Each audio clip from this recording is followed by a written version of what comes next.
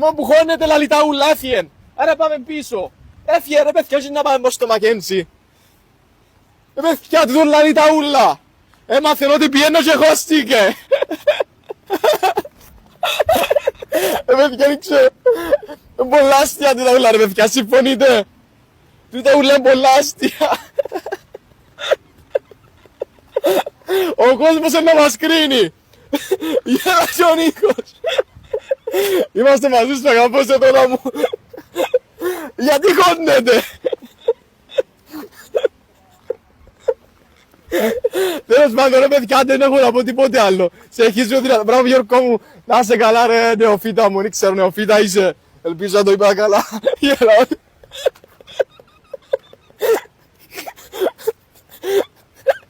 Μπράβο ρε Κυριακό μου ρε φίλε. Ναι μπράβο ρε νεοφύτα. Θυμούμαι σε.